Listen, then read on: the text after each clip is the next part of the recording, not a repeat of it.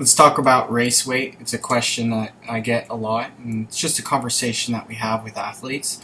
And it really comes down to, first of all, experience. You always want to test out your different weights. You always want to make sure that you're weighing yourself and that you know your body fat percentage. There's 3 different places you can get your body fat percentage done. You can go to a gym and have someone check through a skin fold caliper. You can use bioelectrical impedance with a scale that you've purchased. Or you can just use an estimation, which is less accurate, but an estimation is better than not knowing at all.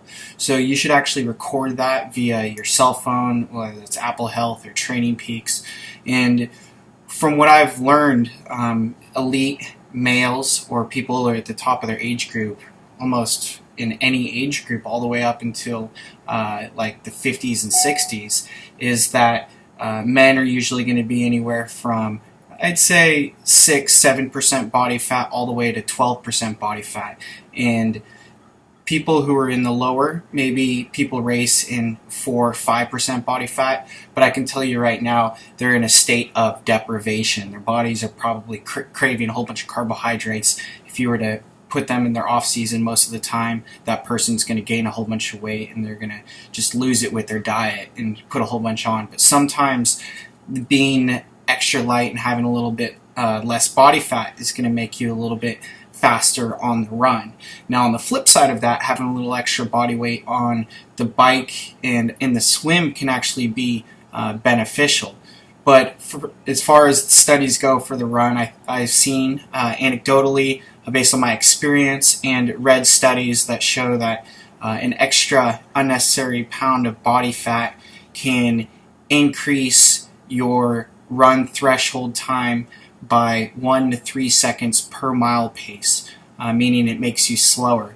So if someone has 10 pounds of extra body fat and they were to lose that body fat with no additional fitness, at threshold they'd probably be 30 seconds per mile pace, maybe 10 depending on the athlete.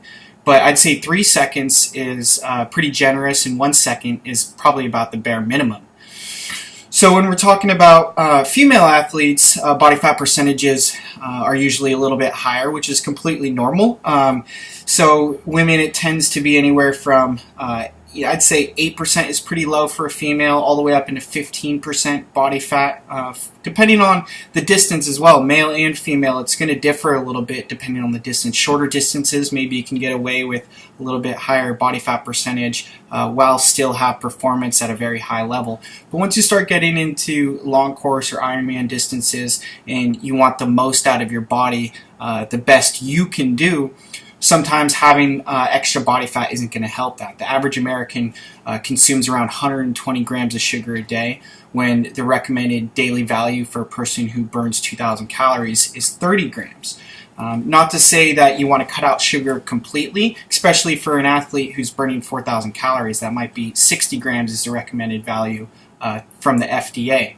But it's interesting because a lot of the food labels don't allow the nutritional facts to say percent of DV next to sugar. It's just an asterisk. That's because the food lobbyists have pushed that to happen so that people don't know how much sugar they should be consuming or what foods.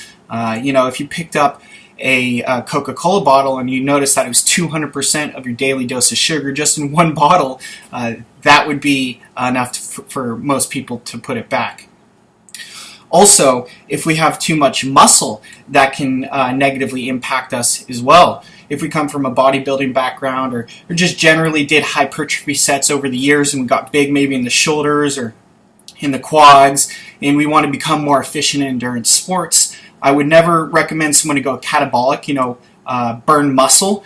But sometimes through the functionality of practicing a swim, bike, run, we need to be cognizant of the exercise we're doing in the gym, because doing hypertrophy, little rests, isn't necessarily going to make us faster. I remember having a trainer in my early days around age 20, and he put 8 pounds of extra muscle mass on me, and it actually made me slower for my next race. So that was one of those aha moments when I realized that in helping endurance athletes, sometimes it's not good to give them sets that are going to cause them to grow, especially if they already have enough muscle. Extra muscle can actually slow us down and reduce our efficiency factor. So there's just a few thoughts you can think about. Let me know if you learned anything. If you have any questions, comment below, and I'll see if I can answer anything. Thanks for listening.